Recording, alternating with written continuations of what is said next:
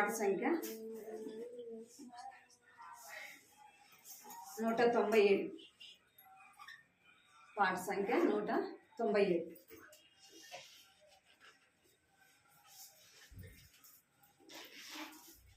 పాట 197.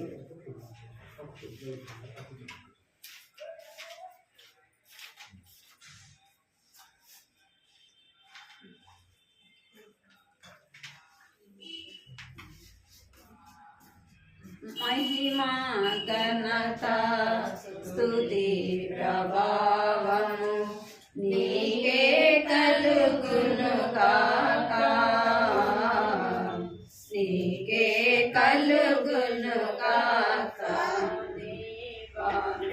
నీకే కలుగును గాక బుద్ధి జ్ఞాన సర్వ సంపదలు నిదానములే జ్ఞాన స్వరూపి బుద్ధి జ్ఞాన సర్వ సంపదలు నిదానములే జ్ఞాన స్వరూపి జగమును సృష్టించి నిర్వహించు వాడవు జగమును సృష్టించి నిర్వహించు వాడవు నీ జ్ఞానమును వివరింపతరమా నీ జ్ఞానమును వివరింపతరమా నీ జ్ఞానముతో నింపుమమ్ము మా దేవా నీ జ్ఞానముతో నింపుమమ్ము మహిమా ఘనత స్తుతి ప్రభావము నీకే కలుగును గాక నీకే కలుగును గాక మా దేవా నీకే కలుగును గాక వెండి బంగారు ఐశ్వర్యములు నిదానములే శ్రీమంతుడా వెండి బంగారం ఐశ్వర్యములు నిదానములే శ్రీమంతుడా శ్రేష్ఠీవులనిచ్చు జ్యోతిర్మయుడవు శ్రేష్ఠీవులనిచ్చు జ్యోతిర్మయుడవు నీ మహిమైశ్వర్యం వివరింపతరమా నీ మహిమైశ్వర్యం వివరింపతరమా నీ మహిమైశ్వర్యమేమో మా దేవా నీ మహిమైశ్వర్యమేమో మహిమా ఘనత స్తుతి ప్రభావము నీకే కలుగును గాక నీకే కలుగును గాక మా దేవా నీకే కలుగును గాక అధిక బలము సంపూర్ణ శక్తి నిదానములే యుద్ధశూరుడా అధిక బలము సంపూర్ణ శక్తి నిదానములే యుద్ధశూరుడా నీకు సాధ్యమైనది లేదే యెహోవా నీకు సాధ్యమైనది లేదే యెహోవా నీ సర్వశక్తిని వివరింపతరమా నీ సర్వశక్తిని వివరింపతరమా నీ సర్వశక్తితో నింపు మా దేవా నీ సర్వశక్తితో నింపు మహిమా ఘనత స్తుతి ప్రభావము నీకే కలుగును గాక నీకే కలుగును గాక మా దేవా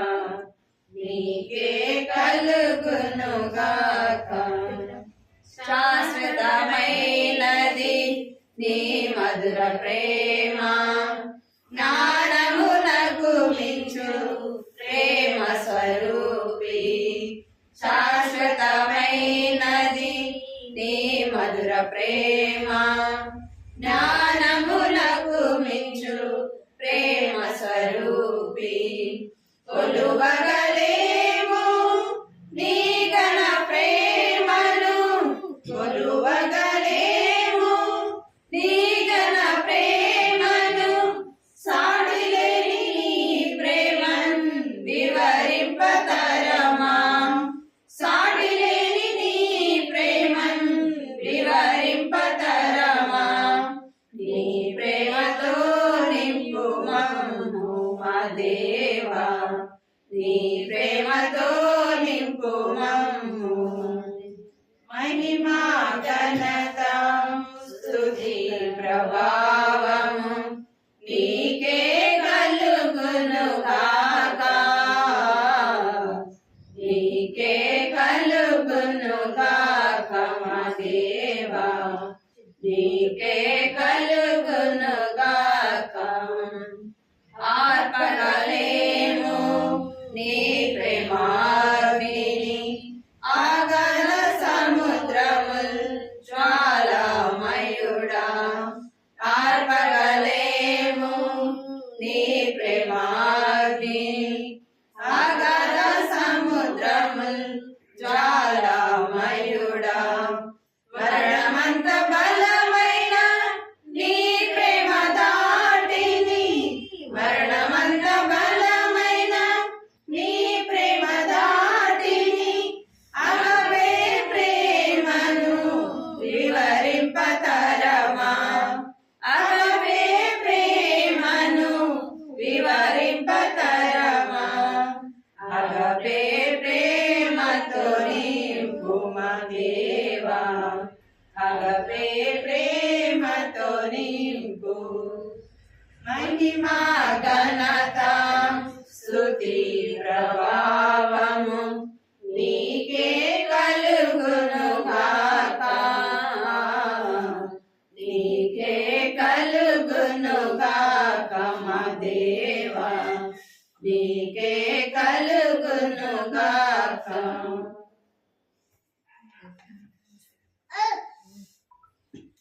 అయిపోయింది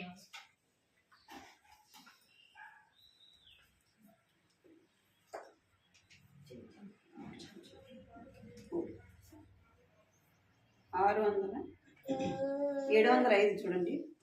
ప్రియా యేసు రాజును చూచిన చాలు. 705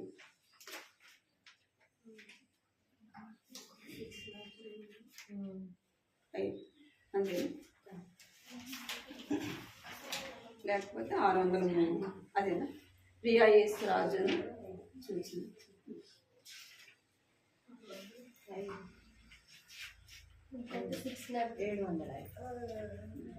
705 603.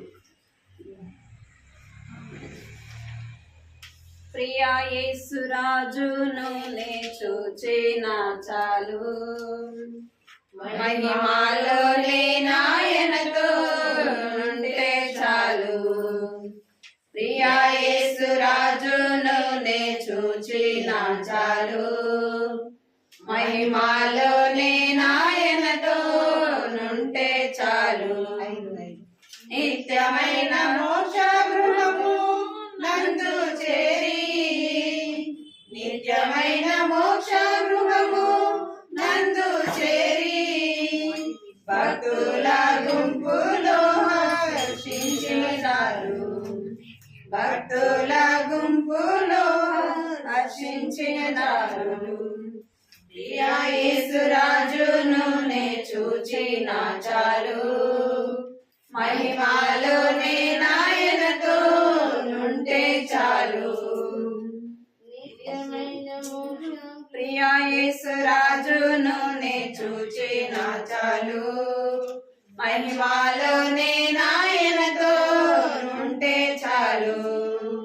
యేసుని రక్తమందు కడుగాబడి, వాక్యము చే నిత్యం భద్రపరచబడి,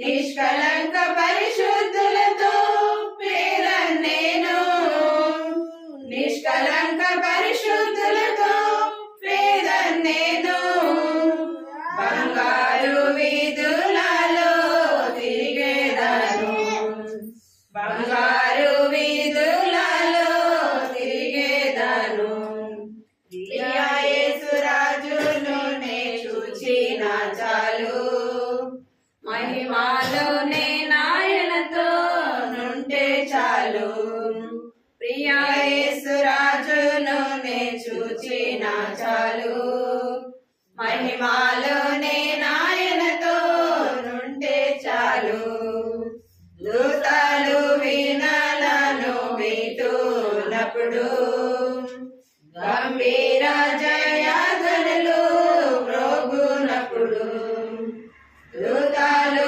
వీణలను మీటునప్పుడు గంభీర జయధ్వనులు మ్రోగునప్పుడు హల్లెలూయా పాడుచుండా హల్లెలూయా పాడుచుండా ప్రియా యేసుతోను నేను ఉల్లాసిద్దును ప్రియా యేసుతోను నేను ఉల్లాసిద్దును ప్రియా యేసు రాజును నే చూచిన చాలు మహిమాలోనే నాయనతో నుంటే చాలు ప్రియా యేసు రాజును నే చూచిన చాలు మహిమాలోనే నాయనతో నుంటే చాలు ముళ్ళ మకుటం పైన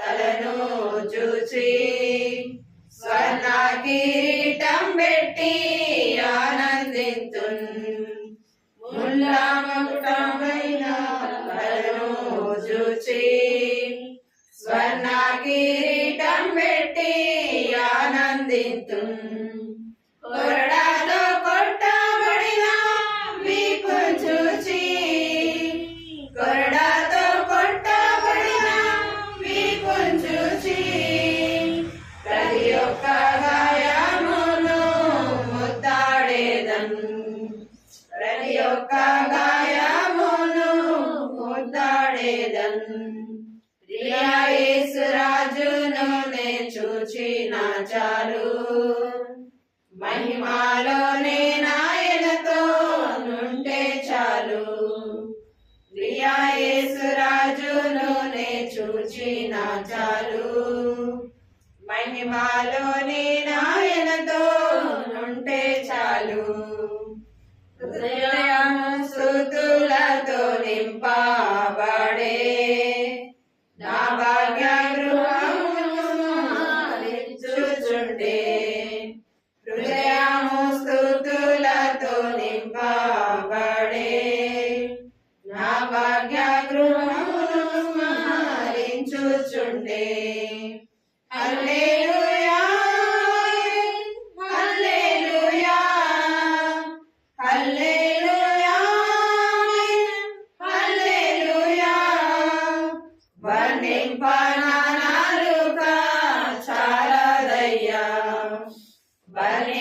వర్ణింపనాలుక చాలదయ్యా ప్రియా యేసు రాజును నే చూచిన చాలు మహిమాలోనే నాయనతో నుంటే చాలు ప్రియా యేసు రాజును నే చూచిన చాలు మహిమాలోనే నాయనతో నుంటే చాలు ఆహాయ బురా ఎప్పుడు ధ్వనించును ఆహానాశ ఎప్పుడు తీరుతుందో ఆహాయ బురా ఎప్పుడు ధ్వనించును ఆహానాశ ఎప్పుడు తీరుతుందో తండ్రి నా కన్నీటిని తుడుచునెప్పుడు తండ్రి నా కన్నీటిని తుడుచునెప్పుడు ఆశతో వేచి ఉండే నా హృదయం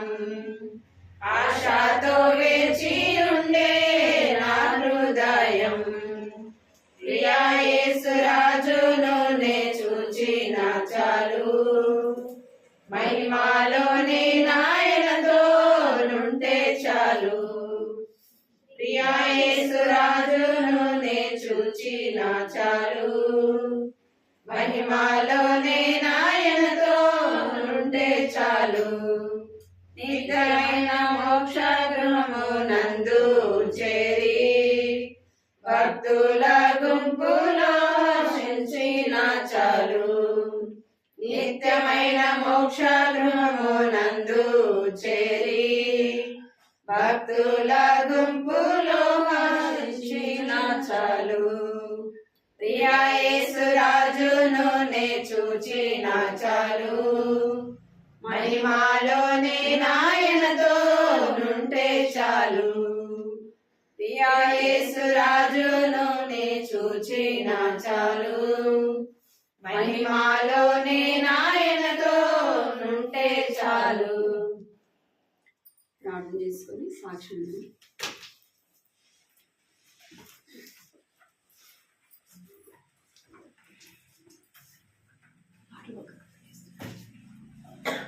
ప్రార్థన చేసుకున్నాం. కృపా ప్రేమ గల తండ్రి, జీవం కలిగిన దేవ, వందనాలు స్తోత్రాలు చెల్లిస్తున్నాం. ఇంతవరకు కూడా ప్రభావ బలహీనలము ఈ రీతిగా పాడాలన్నా కూడా నా మట్టుకు నాకు తెలియదు.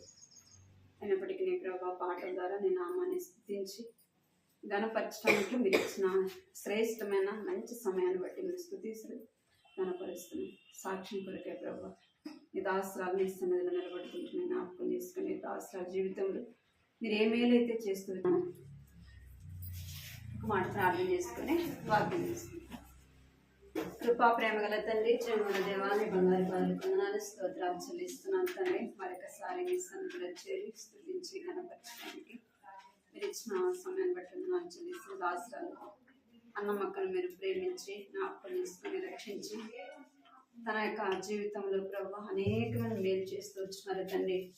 దేవ వ్యక్తిగతంగాను కుటుంబంలో ప్రభావ అనేకమైన మేలు చేస్తూ వచ్చినారు. అన్ని పరిస్థితులలో కూడా ప్రభావ నీ దాసరాలను మీరు ఆదుకుంటూ వచ్చినారు. కష్టంలోను శ్రమలోను బాధలోను ప్రభావ దుఃఖం అన్నిటిలో ప్రభావ మీరు తోడుగా ఉంటూ వచ్చినందుకే మీకు వందనాలు. బిడ్డల పక్షంగా అన్న తండ్రి దాసరాల పక్షంగా అనేకమైన మేలు చేస్తూ వచ్చిన తండ్రి దేవానికి శోధనాలు చేస్తున్నాను. అందరూ విడిచిన విడవనే దేవుడు ఎందుకే మిమ్మల్ని స్తుతిస్తూ ఘనపరుస్తున్నది. నీ యొక్క సమయంలో వాక్యం ద్వారా కూడా మాట్లాడండి. నీ స్వరం వినడానికి కూడా మిమ్మల్ని సిద్ధపరచండి, కృప చూపించండి. నిలబడుచున్నాను జ్ఞాపకం చేస్తున్నాను. నోటి వరగా వాడుకుని బిడ్డలైన వారికి నాకు ప్రభా క్షేమం కలిగే మాటలు ప్రభా మీరు దయచండి. వ్యర్థమైన మాటలు, వ్యర్థమైన తలంపులు, ఆలోచనలు తీసివేయండి, కృప చూపించమని మీకు ఎంతో వందనాలు చెల్లిస్తుంది. మిగిలిన సమయాన్ని దీనికరంగా చేయమని యేసు నామములో ప్రార్థిస్తున్నాం తండ్రి, ఆమేన్.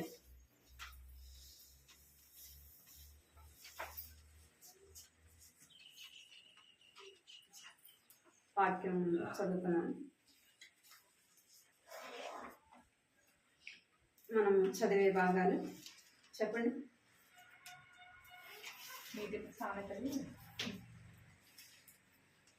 గత వారం చెప్పండి. 3:30 నీతిమంతుల ఇల్లు నిలుచును, నీతిమంతుల రాసుకుంటున్నారా, వింటున్నారా, అని చేస్తున్నారు? సరే, సామెతలు 3వ అధ్యాయం 33వ వచనం అందరం కలిసి చదువుకున్నాం. 3:33 చివరి వచనం. నీతిమంతుల నివాసము ఆయన ఆశీర్వదించును. రెండో మాట సామెతలు 12వ అధ్యాయం 7వ వచనం. నీతిమంతుల ఇల్లు నిలుచును. ఇక్కడ నీతిమంతుల నివాసమును ఆయన ఆశీర్వదించును, నీతిమంతుల ఇల్లు నిలుచును. అనీతిమంతుడు ఎవరు? ఎవరి గురించి చూస్తున్నామా? అబ్రహాం. ఎవరి గురించి అంట? అబ్రహాము. గత వారం చూస్తూ వచ్చినాం, మతమైన వారం కూడా చూస్తూ వచ్చినాం. గత వారము ఏం చూస్తూ వచ్చినాం? అబ్రహాంలో ఏ లక్షణాలు చూసాం?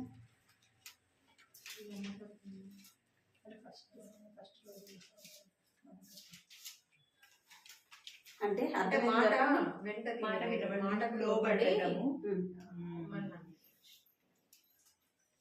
నిన్న వారం ఏం చూసాం? అదే మాటకు విలువనిచ్చేవాడు, దేవుని సన్నిధిలో నిందారహితంగా నడుచుకున్నవాడు కలహానికి దూరంగా ఉండేవాడు.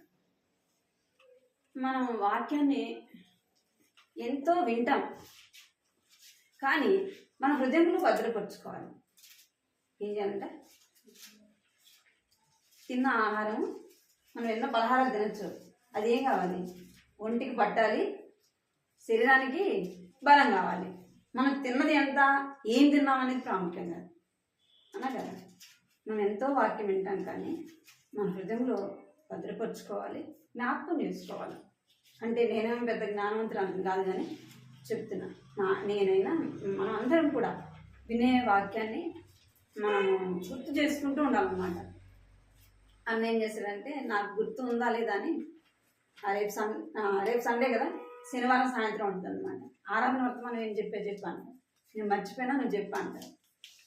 ఎందుకంటే నాకు గుర్తుండదు, అందుకని పరీక్షిస్తాను అనమాట. చెప్తానా చెప్పనా అని నేను నిదానం గుర్తు చేసుకొని చెప్తాను. ఒక్కోసారి అసలు గుర్తుండదు, మైండ్ ఒక దగ్గర ఉంటేగా. అంటే నేను చెప్పే వాళ్ళమైనా వినే వాళ్ళమైనా వాక్యాన్ని మనము గుర్తు పెట్టుకొని దాన్ని తలపోసుకుంటూ ఉంటుందా మన ఆత్మీయ స్థితికి క్షేమం. ఈ వారం కూడా చూద్దాం అబ్రహాము గురించి. మొదటిదిగా అబ్రహాము దేవుణ్ణి ప్రేమించెను. ఈ వారం ఏమంటే అబ్రహాం ఏం చేసేవాడు, దేవుణ్ణి ప్రేమించినవాడు. ప్రేమించినాడు, నేను ప్రేమిస్తున్నాను అనడానికి రుజువు కావాలి. మన కుటుంబాన్ని మనం ప్రేమిస్తున్నాము అంటే అక్కడ క్రియారూపంగా కనబడుతుంది కదా. మన కుటుంబాన్ని మనం ప్రేమిస్తున్నామంటే కనబడుతుంది కదా. ఉదయం లేయంగానే ఏం చేస్తాం, పని అంతా కూడా చేస్తాం.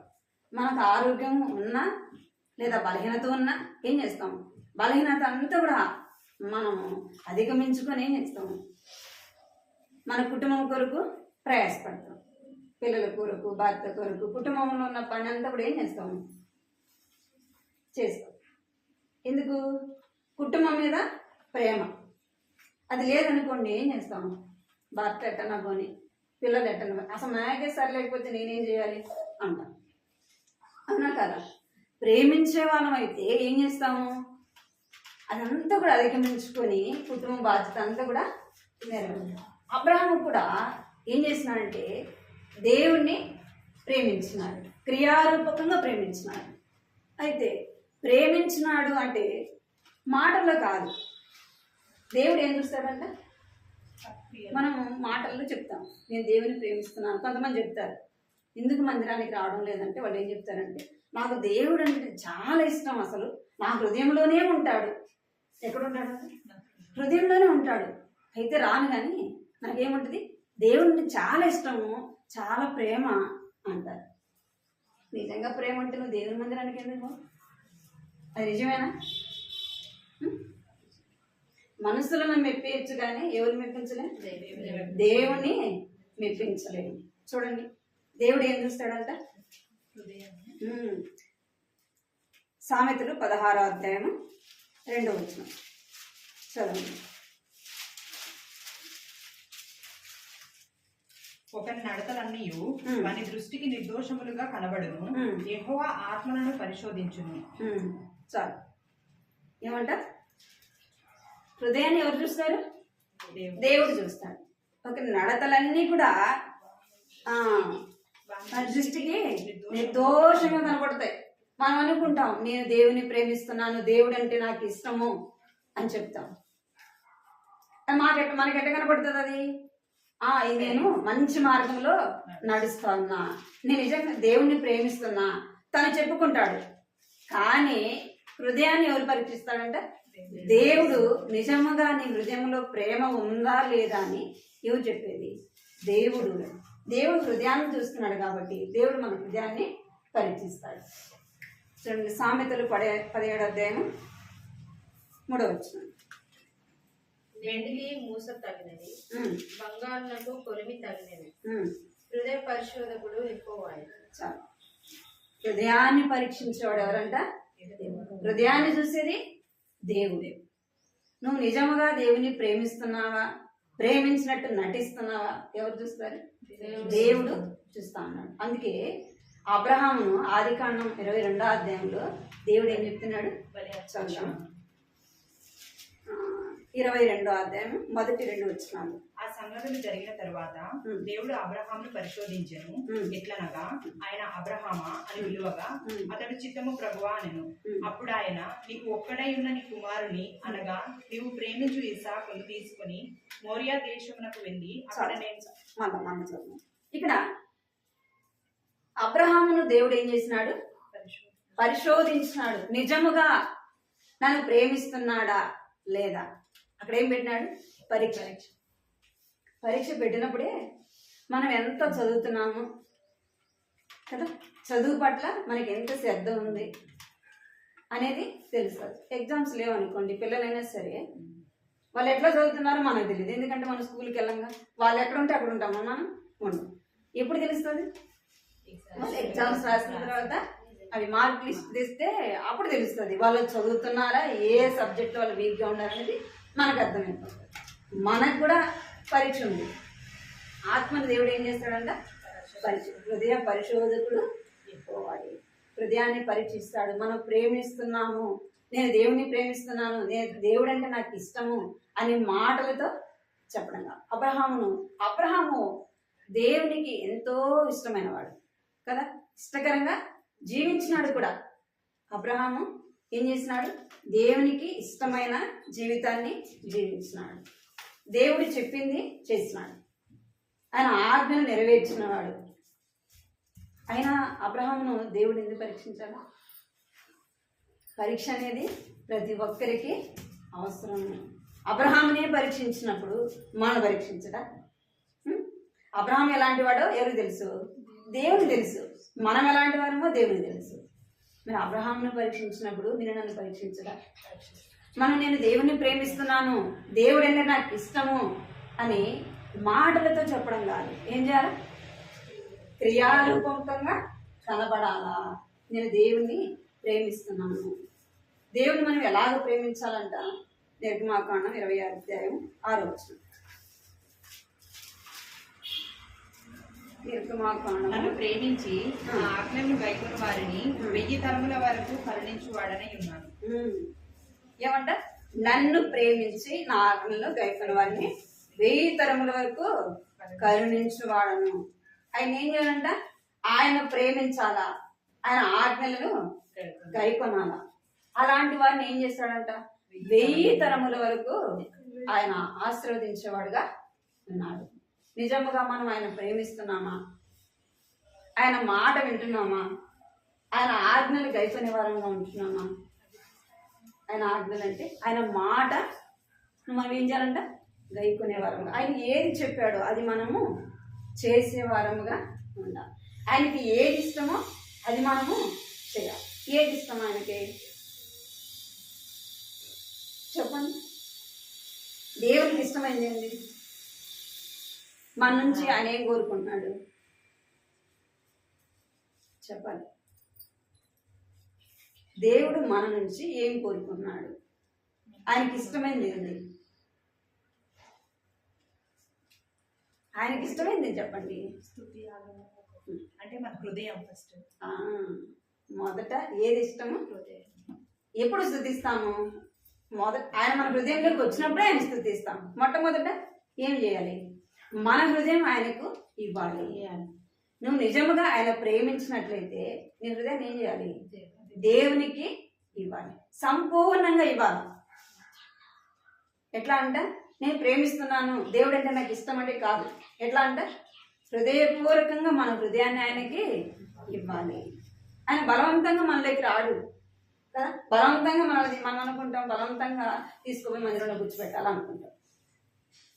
అలా మన కుటుంబంలో పిల్లలు కానీ భర్త కానీ రాలేదనుకో, ఏదో విధంగా వాళ్ళని తీసుకుపోయి ఏం చేయాలి?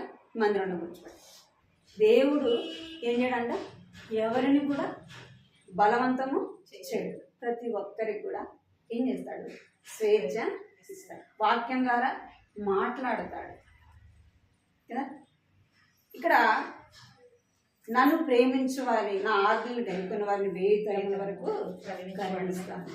ఆయనకు ఇష్టమైనది మన హృదయము ఆయనకు ఇవ్వాలి. ఎలాగ మనం ఆయన్ని ప్రేమించాలి అంటే ద్వితీయోపదేశకాండం చూడండి.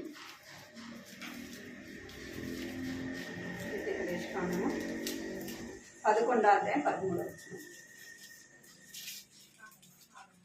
కాబట్టి మీ పూర్ణ హృదయంతోను మీ పూర్ణ ఆత్మతోను మీ దేవుడైన యెహోవాను ప్రేమించి ఆయనను సేవింపవలెనని నేను మీకు ఇచ్చు ఆజ్ఞలను మీరు జాగ్రత్తగా విని ఎడలా. ఏం చేయాలంట? కాబట్టి మీ పూర్ణ హృదయంతో మీ పూర్ణ ఆత్మతో మీ దేవుడైన యెహోవాను ప్రేమించి. ఎట్లా అంట? కొద్ది కొద్ది కాదు, అంటే ఇంకా ఆయన తప్ప వేరే ఎవ్వరు కూడా ఉండకూడదు. ఆయన తప్ప మరి వేరే దేన్ని కూడా మనం ఏం చేయకూడదు? ప్రేమించకూడదు. ఇంటిని కానీ, భర్తను కానీ, బిడ్డలు కానీ, తల్లిదండ్రులు కానీ ఎవరిని కూడా ఆయన తర్వాతనే. ఆయన ఎట్లా ప్రేమించాలంట? మనం ఏం చేస్తామంటే మన జ్ఞానం ఎక్కువ కదా, మనకు ఎట్లా అంటారా ఎక్కువ జ్ఞానం. ఏం చేస్తామంటే సగం దేవుడిని ప్రేమిస్తాము, సగము లోకాన్ని ప్రేమిస్తాం. అంటే దేవుడు బాధపడకూడదు, లోకాన్ని కూడా బాధపడకూడదు. అది దేవునికి ఇష్టం లేదు. నువ్వు ప్రేమిస్తే లోకాన్నన్నా ప్రేమించు, ప్రేమిస్తే దేవుణ్ణైనా ప్రేమించాలి. ఎట్లా ప్రేమించాలంటే హృదయపూర్వకంగా ప్రేమించాలి. ఎట్లా ప్రేమించాలా? హృదయపూర్వకంగా ప్రేమించాలి. అది ఆయనకు ఇష్టము. దావీదు కూడా, అబ్రహాం కూడా ఎట్లా ప్రేమించాలంటే హృదయపూర్వకంగా దేవుణ్ణే ప్రేమించినాడు. తన ఇంటిని కానీ, తన భార్యని కానీ, తన పిల్లల్ని కానీ ఎవరిని ప్రేమించాడంటే దేవుణ్ణే ఎక్కువగా ప్రేమించినాడు. నేను కూడా దేవుడు తర్వాతనే. దేవుని ఇంటికి వచ్చే విషయంలో ఏది కూడా అభ్యంతరకరంగా ఉండకూడదు. మనం చెప్పకూడదు కూడా, నా యొక్క భర్త లేదా ఇల్లు, పిల్లలు దేవుని మన సన్నిధికి రాకుండా అభ్యంతరకరంగా ఉన్నారు అని చెప్తా ఉంటాం. మనం ఇంటి గురించి అన్నా చెప్తాం, లేదంటే భార్య భర్త గురించి అని చెప్తాం, పిల్లల గురించి అని చెప్తాం. నిజముగా నువ్వు దేవుని ప్రేమిస్తే ఏం చేస్తావు? దేవుని సన్నిధికి వస్తుంది. ఏది కూడా అభ్యంతరకరంగా ఉండకూడదు. అర్థమైంది? దేవుడి కంటే ఏది కూడా మనం దేన్ని కూడా ప్రేమించదు. ఒక ఆమె అంట పిల్లలు లేరు, అయితే సంఘంలో ప్రార్థన చేయమని చెప్పినంట. అన్న నాకు పిల్లలు లేరు, ప్రార్థన చేయమని. సరే, సంఘం అంతా ప్రార్థన చేసినారు, దేవుడు ఒక బిడ్డని ఇచ్చినాడు. అది వరకు ఏం చేసిందంట? అన్ని మీటింగ్స్కి వచ్చేది. ఎందుకంటే తనకు కొరత ఉంది కాబట్టి ఏం చేసేది? వచ్చేది. పిల్లలు పుట్టిన తర్వాత, ఒక బాబు పుట్టిన తర్వాత వారపుడికి రావడం ఆగిపోయిందండి. ఏంటి అక్క బాగా వచ్చేది కదా, ఇప్పుడు ఎందుకు రావట్లేదంటే, అప్పుడు అన్న వచ్చి అడిగాడండి, ఎందుకు అక్క రావట్లేదంటే, ఎక్కడన్నా ఈ బాబుని తీసుకొని వచ్చేది అసలు చాలా ఇబ్బందికరంగా. ఆ సేవకుడు అంటే, అక్క ఆ బాబుని దేవుడు తీసుకుని ప్రార్థన చేద్దామని, అప్పుడు మీరు రండి అన్నారు. బాబు నీకు అభ్యంతరకరంగా ఉన్నాడు కదా, దేవుడే ఇచ్చాడు, మరి దేవుడిని తీసుకోమని చెప్దాం, అప్పుడు రండి అన్నాను. అప్పుడు హృదయం పగిలిపోయిందని. అర్థమైంది మీకు? ఏం చెప్పింది? బిడ్డ మీద చెప్తామని. మరి ఇచ్చిన దేవుడే మర్చిపోయినావు, ఇచ్చిన దాన్ని పట్టుకొని ఏం చేస్తున్నావు? ఇదే నాకు సర్వస్వము, ఇదే నాకు ఇంక అన్నీ ఇచ్చినోడు. మరి ఆయన మర్చిపోతే ఎట్లా? ఎవరు ప్రాముఖ్యము? ఇచ్చిన దేవుడు ప్రాముఖ్యం. మనం ఏం చేస్తామంటే ఇచ్చినోడిని మర్చిపోతాము, మన చేతిలో ఉన్న దాన్ని పట్టుకొని ఏం చేస్తాం? ఇట్లా అబ్రహాం ఏం చేస్తూ వచ్చినాడంటే హృదయపూర్వకంగా దేవుణ్ణి ప్రేమించినాడు. రెండోది, మొదటిదిగా అబ్రహాం ఏం చేశాడు? దేవుణ్ణి ప్రేమించాడు, అది క్రియారూపకంగా కనపరిచినాడు. రెండోది, ప్రేమించేవాడు ప్రేమించేవాని కొరకు ఏమైనా చేస్తాడు. అర్థమైందా? ప్రేమించేవాడు ఏం చేస్తాడంట? ప్రేమించే దేవునికి ఏమైనా చేస్తాడు. దేవుడు ప్రేమించేవాని కొరకు ఏమైనా చేస్తాడు. గలతీ పత్రికలో అంటాడు అపోస్తలుడైన పౌలు, ఆ మాట చదువుదాం. గలతీ రాసిన పత్రిక 2వ అధ్యాయము 20వ వచనం.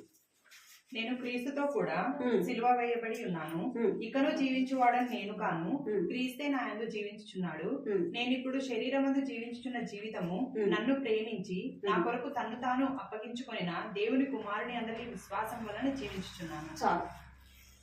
ఇక్కడ అపోస్తలుడైన పౌలు ఏమంటున్నాడంట, ఇక జీవించువాడను నేను కాదు. ఇక నేను జీవించే జీవితము ఇదివరకు నేను ఎవరి కొరకు జీవించాను? లోకం కొరకు కదా, లోకంలో ఉన్న దాని కొరకు ఏం చేస్తూ వచ్చాను? నేను జీవించాను. అయితే నన్ను ప్రేమించి నా కొరకు ప్రాణం పెట్టిన దేవుని కొరకు మిగిలిన జీవితం ఎవరి కొరకు జీవిస్తాను? నేను దేవుని కొరకు జీవిస్తాను అంటున్నాడు. మనం ఇదివరకు లోకము కొరకు జీవించినావు, లోకంలో ఉన్న వారిని సంతోషపెట్టినావు, ఎంతో జీవితాన్ని లోకం కొరకు వ్యర్థం చేస్తున్నాం. ఇక రక్షింపబడిన మిగిలిన జీవితము ఎవరి కొరకు జీవించాలంటే దేవుని కొరకు. నిన్ను ప్రేమించిన ఆ దేవుని కొరకు నువ్వు జీవించాలి. మిగిలిన జీవితం ఎవరి కొరకు? దేవుని కొరకు. రక్షింపబడిన తర్వాత మనం ఎవరి కొరకు జీవించాలా? దేవుని కొరకు జీవించాలా. అది కష్టమైన శ్రమైన, ఇందాక మనం సాక్ష్యం విన్నాం ఏమంట, అని రక్షింపబడిన తర్వాతనే వస్తాయి శ్రమలు. లోకంలో ఉన్నప్పుడు వచ్చే శ్రమల కంటే రక్షణ పొందిన తర్వాతనే మనకు ఏమొస్తాయి? ఇంకా శ్రమలు వస్తాయి. బాప్తీసం తీసుకున్నాక, రక్షణ పొందినాక, నువ్వు దేవుని బిడ్డను అని నువ్వు ఎప్పుడైతే చెప్తావో అప్పుడే ఏమొస్తుంది? అప్పుడే ఆ జీవితంలో ఇక ఉండి పోరాటం. అర్థమైంది? దేవుని నమ్ముకుంటే ఎంతో సంతోషం, అన్నీ వస్తాయి, ఇస్తాడు దేవుడు, ఈడని కాదు. నువ్వు దేవుని కొరకు నువ్వు నిలబడతావా లేదా లోకంలో పడిపోతావా? ఏం చేస్తాడు దేవుడు? పరీక్షిస్తాడు. శ్రమల గుండా అనేకమైన ఇవి మనకు నేర్పిస్తాయి. ఇది నాకు సాక్ష్యం. నాకేం చేస్తూ వచ్చిందంట, ఆ దేవుడు అంటే ఎరగక మునుపు ఎంతో గర్వంగా, ఏమి నాకు తక్కువ, ఏమి లేదు నాకు, నేను చేస్తూ వచ్చింది గర్వం అనేది. దేవుడు నమ్మిన తర్వాత ఏం చేసినాడు దేవుడు? అదంతా శూన్యం చేసినాడు. బిడ్డల కొరకు ప్రార్థన చేసినప్పుడు ఏం చేసినాడు? ఎంతో సమయము ఏం చేస్తూ వచ్చింది? ఎన్నో సంవత్సరాలు గడిచిపోయినాయి. మనం అనుకున్నవి వెంటనే దొరకవు. అర్థమైందా మీకు? మనం అంతా ఏం చేయబడాలంటే ఖాళీ చేయబడాల. ఇంకా నా వల్ల ఏమి కాదు, ఇంకా నేను ఏమీ కూడా చేయలేను అన్నప్పుడే దేవుడు ఏం చేస్తాడంటే, ఇంకా నా వల్ల ఏం కాదు ప్రభు, నేను అడుగు కూడా వేయలేను అంటే అప్పుడు ఏం చేస్తాడంటే ఆయన నడిపించడానికి ముందున్న జీవితాన్ని ఆయన కృపతో మనల్ని నడిపిస్తాడు. అన్నీ బాగున్నప్పుడు మనం నడిచినామనుకో ఏమంటాం? నేనే నడుస్తున్నాను అంటే దేవుని విలువ తెలియదు. దేవుడు నీ జీవితంలో చేసే కార్యాలు కూడా నువ్వు ఇతరులకి చెప్పాలి. ఎందుకంటే నా డబ్బు, నా బలము, దీని ద్వారానే ఏదో పోయినా మందిరానికి, ఏదో ప్రార్థన చేస్తున్నాం అవునా? అంటే మనం ఏం చేయబడాలా? ఖాళీ చేయబడాలి.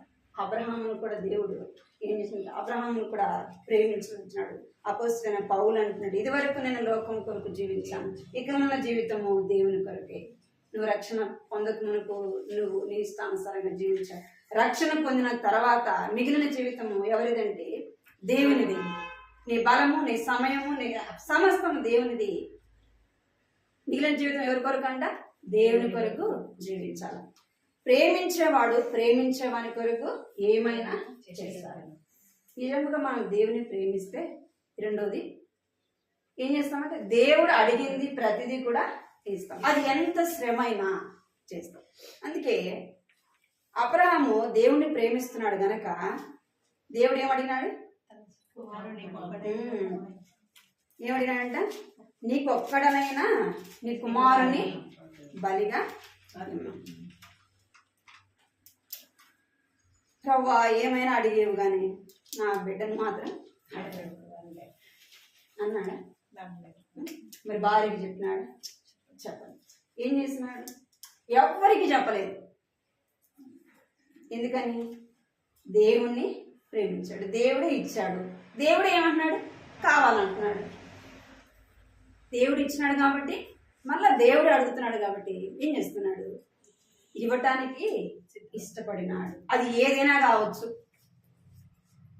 అది డబ్బైనా సరే, బలమైనా సరే, ఇంకా బిడ్డలైనా సరే, ఏదైనా సరే. ఏమంట? ఆ దేవుడే ఇచ్చినాడు కాబట్టి, దేవుని ప్రేమిస్తున్నాడు కాబట్టి ఏం చేసినాడు? కుమారుని ఇవ్వటానికి కూడా ఇష్టపడినాడు. నువ్వు నిజముగా ప్రేమిస్తే ఏం చేస్తావు?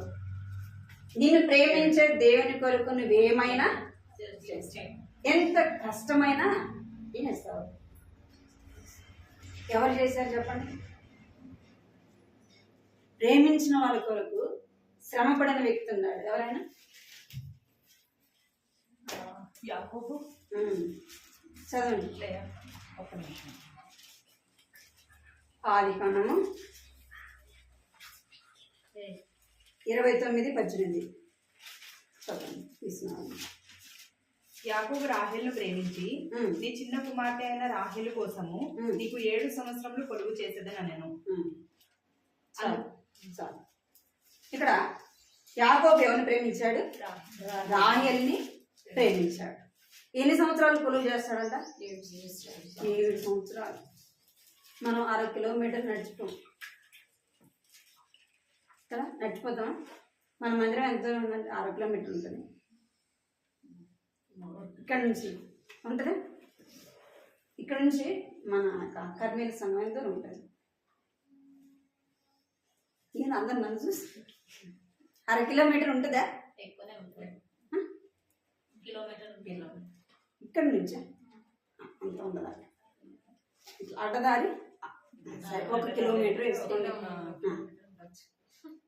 1 కిలోమీటర్ నడవడానికి ఇష్టపడతామా? చెప్పండి. ఎవరైనా వచ్చి మనం తీసుకెళ్తే ఇష్టపడాలి. అక్కడ తీసుకెళ్లే వాళ్ళు వచ్చినా కూడా ఏం చెప్తాము? చెప్పండి. ఎన్నో సాకులు చెప్తాం. నిజంగా మనకి ఇప్పుడు వినటానికి అది ఎట్లా ఉంటుంది? బాగానే ఉంటుంది. కానీ దేవుడు నిన్ను ఎంత ప్రేమించాడు, నీ కొరకు ఆయన ఎంత శ్రమ పడినాడు, నీ కొరకు ఎంత తగ్గించుకున్నాడు ఆయన. మరి నీ హృదయం ఆయనకి ఇచ్చినావా? ఆయన ప్రేమిస్తున్నావా? ఆయన నిన్ను ప్రేమించాడు కదా, నిన్ను ప్రేమించాడు కనుకనే ఆయన ఈ లోకానికి వచ్చినాడు. అన్నీ వదిలిపెట్టుకొని ఆయన దీనుడిగా, రిక్తుడిగా, దాసుడిగా ఆయన ఏం చేశాడు? తగ్గించుకొని వచ్చినాడు. మరి నువ్వు తగ్గించుకొని 1/2 కిలోమీటర్ నడిచిపోతే ఏమైంది? నువ్వు తగ్గించుకొని దేవుని సన్నిధిలో కనబడితే ఏమైంది? అర్థమైందా? నిజముగా యాకోబు రాహేలును ప్రేమించినాడు కనుకనే 7 సంవత్సరాలు ఏం చేస్తూ వచ్చినాడు? శ్రమ పడటానికి ఇష్టపడినాడు. అంటే తను ప్రేమించాడు కాబట్టి ఎంత కష్టమైనా తను భరించడానికి ఏం చేస్తున్నాడు? ఆయన లాభం చెప్పాడా? నువ్వు 7 సంవత్సరాలు నా గొర్రెలు కాస్తే నా కూతురు ఇస్తాను చెప్పినాడా? చెప్పలే. యాకోబే చెప్తున్నాడు 7 సంవత్సరాలు కొలువు చేస్తాను. అది ఎంత శ్రమో గొర్రెలు కాయడం అంటే, ఎంతో కష్టము. అర్థమైంది? అది ఎండ, వాన, గాలి అనకుండా ఏం చేయాలి? ఒకటే తిరుగుతానే ఉండాలి. వాళ్ళకి ఇంకా పండగ ఉండదు, ఏముండదు, రెస్ట్ అనేది ఉండదు. వాటి చుట్టూ తిరుగుతూ ఉండాలి. ఎంతో శ్రమ. అంటే ప్రేమిస్తున్నాడు కాబట్టి ఆ ప్రేమ మీద ఏం కనపడలేదు? శ్రమ కనపడటం లేదు, తన కష్టం అని అనిపించట్లేదు. నువ్వు కూడా నిజంగా దేవుని ప్రేమిస్తే, నువ్వు ప్రేమించే దేవుని కొరకు ఏం చేస్తావు? ఎంత శ్రమైనా వెళ్తాం. ఇప్పుడు ఎక్కడ చూసినా మందిరాలు ఉంటాయి. మన మందిరాలు ఉండే కదా, ఒక ఊర్లో 2, 3 అప్పుడు పాతకాలంలో ఎన్ని ఉండేటివి? ఏదో ఊరికి ఒక సంఘం ఉండేది. ఏం చేసేవాళ్ళంట? ఆదివారం అయితే ఎద్దుల బండి కట్టుకొని వెళ్ళేవాళ్ళంట. అంటే నేను ఒకటి చెప్తా ఉంటే విన్నాను అన్నమాట. అప్పుడు కాలంలో వాహనాలు, బైకులు ఇప్పుడు అన్నీ ఎక్కువైపోయినాయి, కానీ అది వరకు లేవు కదా. ఎద్దుల బండి మీద లేదా సైకిల్ మీద వెళ్ళేవాళ్ళు. ఇప్పుడైతే 1 కిలోమీటర్లో మందిరం, ఇంకో కిలోమీటర్లో ఎన్నో, అంటే పరిచయం ఏం చేస్తూ ఉంది? విస్తరిస్తూ ఉంది. సంఘాలు కూడా ఎన్నో ఉంటాయి. ఇక్కడ మనము దేవుణ్ణి ప్రేమిస్తే ప్రేమించే వాని కొరకు మనం ఎంత శ్రమైనా పడతాము. మనం ప్రేమించలేదు కాబట్టే మనం ఏం చేస్తున్నాం? శ్రమ అనుభవించడానికి ఇష్టపడట్లేదు. ఏదో పోయినాం వచ్చినాం. ఒక దినం దేవుడు అడుగుతాడు, నేను నిన్ను ఎంతగా ప్రేమించాను కదా, నువ్వు నన్ను ఎంత ప్రేమించావు అని అడిగాడు. అబ్రహాముని అడిగినప్పుడు ఏం చేస్తున్నాడు? మాట మాట్లాడకుండా తన కుమారుని దేవునికి ఇవ్వడానికి ఇష్టపడినాడు. అది ఎవరైనా చేశారా? ఇసాకుని తీసుకెళ్ళి తన పని వాళ్ళు ఒకవేళ బలి అర్పించడానికి తీసుకెళ్ళారు. మీకు అర్థం కాదు కదా? మన బిడ్డల్ని మనం కొట్టాలంటే బాధ ఉంటుంది. వేరే వాళ్ళు కొడతా ఉంటే మనం చూస్తామా? మనం చూడకుండా కొడితే అది కనపడదు. ఇక్కడ అబ్రహాము ఇసాకును పైకి తీసుకెళ్ళినప్పుడు ఏరే వాళ్ళు బలి అర్పిస్తా ఉంటే ఆ బాధ వేరు. అక్కడ జరిగే పరిస్థితి చూడం కాబట్టి. ఒకవేళ పోలీస్ స్టేషన్ జైలు అనుకోండి, ఏదైనా అర్హంతకులు చంపేస్తా ఉన్నారు, తల్లిదండ్రులు చూస్తూ ఉంటే, మీరు అక్కడ చూస్తూ ఉంటే మేము ఇక్కడ మీ బిడ్డను చంపుతామంటే ఎట్లా ఉంటుంది? లేదు మీ బిడ్డను మీరే చంపాలన్నారు అనుకోండి, ఎట్లా ఉంటుంది చెప్పండి? అది చేస్తారా పని? ఎంత దుర్మార్గం చేస్తారు? ఎందుకంటే తల్లి యొక్క ప్రేమ. ఇక్కడ అబ్రహామును ఏం చెప్తున్నాడు దేవుడు? నీకొక్కడైనా నీ కుమారుని నేను చూపించు పర్వతం మీదకి తీసుకెళ్ళి ఏం చెప్పాలా? బలి అర్పించాలా. ఏం చేస్తున్నాడు? దేవుడు చెప్పింది పైకి తీసుకెళ్ళినాడు. ఇసాకు అడుగుతా ఉన్నాడు, తండ్రి కట్టెలుండే నిప్పుంది, బలి అర్పించడానికి గొర్రె ఏది? ఆ మాట అన్నప్పుడు ఎంత బాధ వేస్తుంది. ఏం చేస్తున్నాడంటే దేవుడు ఇచ్చాడు కాబట్టి దేవునికి ఇవ్వడానికి తాను ఇష్టపడినాడు. దేవుడు అబ్రహాముని ప్రేమిస్తున్నాడు, అబ్రహాము కూడా దేవుణ్ణి ప్రేమిస్తున్నాడు. అందుకే తన కుమారుని ఇవ్వటానికి ఏం చేస్తున్నాడు? ఇష్టపడిన వాడుగా మనము చూస్తా ఉన్నాము. అపోస్తల కార్యము 21వ అధ్యాయం చూడండి, 13వ వచనం. ప్రేమించే దేవుని కొరకు ఏం చేస్తారంటే, అపోస్తల కార్యము 21వ అధ్యాయం 13వ వచనం. పౌలు, మీరెందుకు మీరు యేసు నా గుండె బదులు చేసేదరేలా, నేనైతే ప్రభువైన యేసు నామము నిమిత్తము యెరూషలేములో బంధింపబడుటకు మాత్రమే గాక చనిపోవుటకును సిద్ధంగా ఉన్నానని చెప్పాను. ఏమంట? పౌలు ఏం చేస్తున్నాడు? తాను ప్రేమించే దేవుని కొరకు ప్రాణం పెట్టేదానికి కూడా ఇష్టపడుతున్నాడు. శ్రమ పొందటానికి, అవమానాలు పొందటానికి, అది ఏమైనా కావచ్చు. ఏమన్నా అంట? ఇష్టపడుతున్నాడు. మనము దేవుని ఒకవేళ మన మందిరానికి వెళ్తే, ఒకవేళ అత్త కానీ మామ కానీ లేదా మన కుటుంబంలో ఎవరైనా ఒక మాట అన్నారనుకో, ఏం చేస్తాం? రామ మందిరానికి. ఎందుకు అక్క రావట్లేదంటే, మా ఆయన ఒప్పుకోవట్లేదు, మా అత్త ఒప్పుకోవట్లేదు, నన్ను ఇట్లా అంటా ఉన్నారు, అట్లా అంటా ఉన్నారు అని చెప్తాం. ఇక్కడ అపోస్తుడైన పౌలు అంటున్నాడు, ఏమంటే నన్ను ప్రేమించే దేవుని కొరకు ఏం చేస్తాడంట? ఎన్ని శ్రమలైనా పడతాను, ప్రాణం పెట్టేదానికి కూడా ఇష్టపడతా ఉన్నాడు. నువ్వు నిజంగా దేవుని ప్రేమిస్తే ఎట్టి పరిస్థితిలోనైనా దేవుణ్ణి ప్రేమిస్తావు. ఏ స్థితిలో నుంచైనా వెళ్ళటానికి ఇష్టపడతావు. దావీదు ఏం చేసినాడు? దేవుణ్ణి ప్రేమించినాడు అనటానికి రుజువేంది? దావీదు దేవుణ్ణి ప్రేమించినాడు అనటానికి రుజువు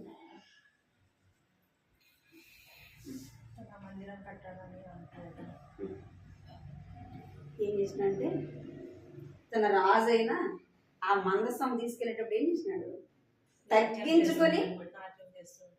తగ్గించుకొని ఏం చేసినాడంట? నాట్యం ఆడుతూ వెళ్ళినాడు. రాజుకు అవసరమా? రాజుకు అవసరం లేదు. తన పని వాళ్ళు ఇట్లేదు. అక్కడ నాట్యం ఎవరేస్తున్నారు? రాజే. ఆ రాజు వస్త్రాలు తీసివేసి, తన ఘనతంతా తీసివేసి ఏం చేస్తున్నాడు? ఒక దీనుడుగా ఏం చేస్తున్నాడంట? చూడండి అన్నమాట. 2 సమూయేలు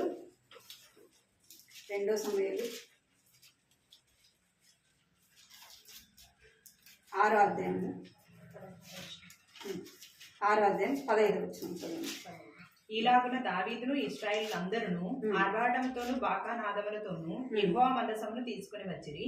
యెహోవా మందసము దావీదు పురమునకు రాగా సౌలు కుమార్తెయగు మీకాలు కిటికీలో నుండి చూచి యెహోవా సన్నిధిని గంతులు వేయుచు నాట్యమాడుచునున్న దావీదును కనుగొని తన మనసులో అతని హీనపరిచెను. ఏం చేసినాడంట? దేవుని ప్రేమిస్తున్నాడు కాబట్టి దేవుని సన్నిధిలో తను తాను తగ్గించుకున్నాడు. తన స్థానాన్ని, తన యొక్క హోదాన్ని అన్ని కూడా ఏం చేసినాడు? పక్కన పడేసినాడు. దేవుని సన్నిధిలో నేను ఇంతగా హెచ్చింపబడటానికి, ఇశ్రాయేలు ప్రజల మీద రాజుగా కావడానికి ఎవరు? దేవుని కృప. దేవుడి నన్ను స్థానంలోకి తీసుకొని వచ్చినాడు. నేను దేవుని సన్నిధిలో ఎంత తగ్గించుకొని ఆయన సన్నిధిలో నాట్యమాడినా నేను తక్కువే. అర్థమైంది? దావీదు రాజు అయినప్పటికీ దేవుని ప్రేమిస్తున్నాడు కాబట్టి తగ్గించుకొని ఏం చేస్తున్నట్ట? ఆ యొక్క మందస్సు ముందు నాట్యమాడు. మీకాలు ఏం చేస్తుంది? హీనంగా చూస్తా ఉంది. నువ్వు రాజు కదా, నువ్వు ఎందుకు తగ్గించుకున్నావు అంటే మనలో కూడా ఏమొస్తుందంటే వస్తుంది. చదువుని బట్టి, డబ్బును బట్టి, మనకి స్థానము, దేవుని సన్నిధిలో తగ్గించుకోవడానికి అవన్నీ కూడా అడ్డొస్తాయి. నువ్వు నిజంగా ప్రేమిస్తే నీ స్థానాన్ని నువ్వు ప్రేమించవు, నీ ఉద్యోగాన్ని నువ్వు ప్రేమించవు, నీ డబ్బును నువ్వు ప్రేమించవు, దేని కూడా ప్రేమించవు. దేని ప్రేమిస్తావు? నన్ను ప్రేమించిన దేవుని కొరకు నేను ఎంతైనా తగ్గించుకుంటా. ఎన్ని శ్రమలైనా, నా ప్రాణం పోయినా పర్వాలేదు, నేను ఏం చేయను? దేవుని మందిరాన్ని విడిచిపెట్టను. నా దేవుని నేను విడిచిపెట్టను. నా దేవుని నేను దుఃఖపెట్టను. నువ్వు దేవుని ఇంటికి రాకపోతే ఎవరు దుఃఖపడతారు? ఎవరు దుఃఖపడతారు? దేవుడు దుఃఖపడతాడు. అర్థమైంది? మన పిల్లలు మన మాట వినకపోతే మనం ఎంతో బాధపడతాం. మరి మనం కొడతాం కూడా. నా మాట వినవా? నేను నిన్ను పోషిస్తున్నా కదా, నీ అవసరత నేను తీరుస్తున్నా కదా, నువ్వెందుకు నా మాట వినవు అని ఏం చేస్తామని అనుకోవడం. మనం దేవుడు కూడా మనల్ని కొడితే, నీకు అన్నీ ఇచ్చాను కదా, ఒక కుటుంబం ఇచ్చాను, పిల్లలు ఇచ్చాను, భర్తను ఇచ్చాను, ఉద్యోగం ఇచ్చాను, చదువుని ఇచ్చాను, ఈ లోక సంబంధంగా అన్నీ ఇచ్చాను, మరి నువ్వు ఎందుకు నా ఇంటికి రావు, నా సన్నిధికి రావని దేవుడు మనల్ని కొడితే ఉంటాం మనం? ఆయన మనల్ని కొట్టడు. అంటే కొట్టడు, కానీ ప్రతి దానికి ఒక దినం ఏం చేస్తాడు? మనం నిలబెట్టి తీర్పు తీరుస్తాడు. ప్రతి దానికి లెక్కడెత్తాడు. అందుకే అంటాడు, యవనస్తుడా నీ యవన కాలం అంతా కూడా సంతోషించు, తిను, తాగు, సుఖించు, అన్ని బాగా. అయితే ఒకటి మాత్రమే మర్చిపోకూడదు, ఒక దినం మన నీకు తీర్పు. యవన మనకు కూడా ఒక దినం తీర్పు ఉంది. అది దేవుని ఇంటికి రాకుండా దేవుని సన్నిధిని మర్చిపోయి, దేవుడు చేసిన మేలు మర్చిపోయి, అన్ని మేలు అవసరం లేదు, మనలను ఆయన ప్రేమించి ప్రాణ పెట్టడమే అది ఎంతో గొప్ప మేలు. మనం మరువని మేలు అది. ఈ లోక సంబంధమైనవి కాదు, కానీ ఆత్మ సంబంధంగా ఆయన మన కొరకు ప్రాణ పెట్టడమే ఎంతో గొప్ప ఉపకారం, ఎంత గొప్ప మేలు అది. మనం ఏం చేయకూడదు? మర్చిపోకూడదు. మనల్ని ప్రేమించి మన కొరకు ప్రాణం పెట్టిన దేవుని కొరకు నువ్వేం చేయాలి? ఎంత శ్రమైనా అనుభవించడానికి. అబ్రహాము దేవుని ప్రేమిస్తున్నాడు కాబట్టి కుమారుని ఇవ్వడానికి ఇష్టపడ్డాడు. దావీదు దేవుని ప్రేమిస్తున్నాడు కాబట్టి తన స్థానాన్ని వదిలేసి దేవుని మందసం ముందు నాటి మాట్లాడు. తన యొక్క రాజు వస్త్రాన్ని తీసివేస్తాడు. నీవు నేను మనం ఎలా ప్రేమిస్తున్నాం దేవుని? దేవుడు మనల్ని అడుగుతాడు, మరి నీకు నేను ఇన్ని చేసినా కదా, నన్ను ఎంతగా ప్రేమిస్తున్నావు, నన్ను ప్రేమించడానికి నువ్వు ఏం చేస్తున్నావు అంటే ఏం చెప్తావు? చెప్పగలము? ప్రభా నేను ఇది చేస్తున్నాను, నన్ను ప్రేమించినందుకు, నా కోసం ప్రాణం పెట్టినందుకు నేను ఈ శ్రమ అనుభవిస్తున్నా, ఈ కష్టం అనుభవిస్తున్నా, ఎంత శ్రమైనా నీ సన్నిధికి వస్తున్నా అని చెప్పగలమా? చెప్పగలమా? ఆయన అడిగితే ఒక్కదానికి కూడా మన దగ్గర సమాధానం లేదు. గుర్తుపెట్టుకోండి, ఎన్నో సంవత్సరాలు జరిగిపోవచ్చు, ఎంతో సమయం జరిగిపోవచ్చు, ఎన్నోసార్లు వాక్యం వింటా ఉండొచ్చు. వింటా ఉంటే ఎట్లా ఉంటుందంటే వాళ్ళు చెప్తా ఉంటారు, మనం వింటున్నాం అన్నట్టుగా. హృదయంలో ఏం కలగాలి? కార్యము జరగాలి. ప్రభు నా జీవితాన్ని ఒకవేళ ఇంక నువ్వు రక్షణ పొందకపోతే ఇప్పుడే నీ హృదయం దేవునికి ఇవ్వాలి. ఒకవేళ రక్షింపబడి ఉంటే ఒకవేళ ఆయన ప్రేమించే విషయంలో మనం తప్పిపోయామని, ప్రేమించిన దేవుని కొరకు మనం ఏమి చేయలేకపోతున్నామని నువ్వేం చేయాలి? మనము ప్రభా ఎంతో సమయాన్ని పోగొట్టుకున్నా, ఇప్పటి వరకు నేను నీ కొరకు ఏమి చేయలేదు ప్రభా, ఇక మీదటి జీవితంలో నేను చేయడానికి నాకు సహాయం చేయ ప్రభా అని ప్రార్థన చేసుకున్నాను.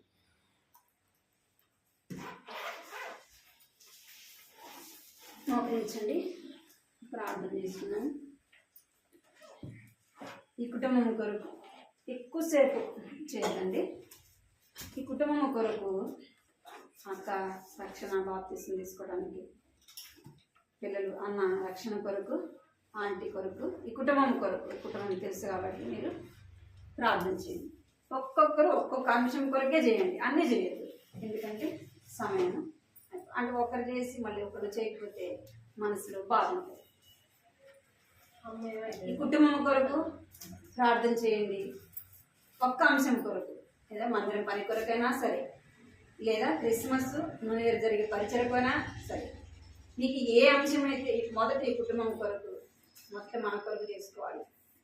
మన వ్యక్తిగత జీవితం ఎలాగుందని, రెండోది కుటుంబం కొరకు చేయాలి, ఒక్క అంశం కొరకు చేయాలి.